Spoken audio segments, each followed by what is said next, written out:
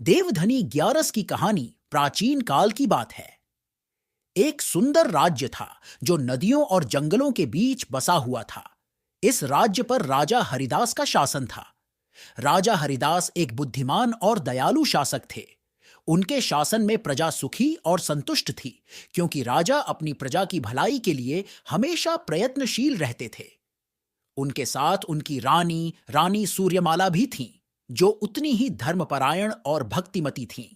दोनों ही भगवान विष्णु के भक्त थे और उनके प्रति गहरी श्रद्धा रखते थे।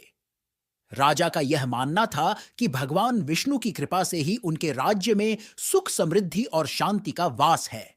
एक दिन, कार्तिक मास के शुक्ल पक्ष की एकादशी के दिन, जिसे देवधनी ग्यारस कहते हैं, राजा हरिदास ने एक अद्भुत स्वप्न देखा। स्वप्न में उन्होंने देखा कि एक दिव्य आभा में चमकते हुए भगवान विष्णु उनके सामने प्रकट हुए। भगवान विष्णु ने राजा से कहा, राजन, मैं तुम्हारे राज्य की भलाई से प्रसन्न हूं।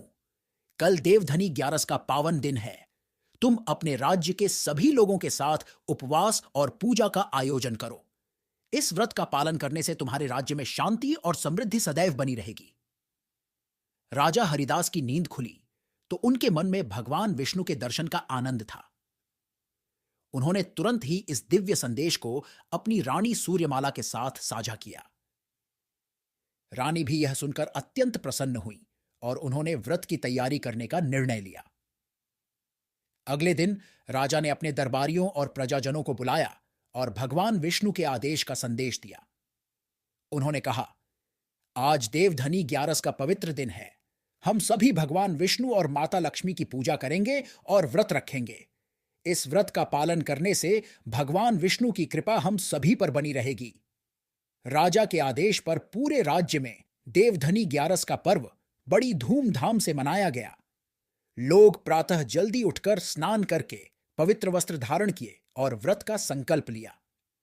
मंदिरों में भगवान विष्णु और माता लक्ष्मी की पूजा की गई, भजन कीर्तन गाए गए और सभी ने भगवान विष्णु की महिमा का गुणगान किया। राजा हरिदास और रानी सूर्यमाला ने पूरे श्रद्धा भाव से भगवान की पूजा की और उनसे अपने राज्य की सुख शांति और समृद्धि की प्रार्थना की। उस दिन रात्रि को जब राजा हरिदास ने पुनः विश्राम किया, तो भगवान विष्णु ने फिर से स्वप्न में आकर उन्हें दर्शन दिए। भगवान विष्णु ने कहा, राजन, तुमने अपनी प्रजा के साथ सच्चे मन से देवधनी ग्यारस का व्रत और पूजा की है। मैं तुमसे प्रसन्न हूं। आज से तुम्हारे राज्य में कभी भी अकाल, महामारी या संकट नहीं आएगा। तुम्हारे राज्य में शांति और समृद्धि हमेशा बनी रहेगी और तुम्हारी प्रजा सुखी व संतुष्ट रहेगी। राजा हरिदास ने जब यह सुना तो उनके मन में अत्यंत प्रसन्नता और संतोष का भाव आया।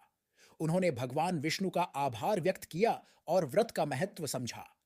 इसके बाद से उनके राज्य में देवधनी ग्यारस का पर्व हर वर्ष पूरे श्रद्धा और धूमधाम के साथ मनाया जाने लगा। इस व्रत का महत्व इतना बढ़ा कि आसपास के राज्यों में भी लोग इसे मानने लगे। आज भी देवधनी ग्यारस के दिन भगवान विष्णु और माता लक्ष्मी की पूजा की जाती है। इस दिन व्रत रखने और सच्चे मन से पूजा करने से जीवन में सुख, शांति और समृद्धि प्राप्त होती है। राजा हरिदास की तरह जो भी इस व्रत को श्रद्धा भाव से करता है, उसे भगवान विष्णु की कृपा अवश्य प्राप्त होती है। इस प्रकार देवधनी ग्यारस का व्रत समर्पण, आस्था और भगवान की भक्ति का प्रतीक बन गया है।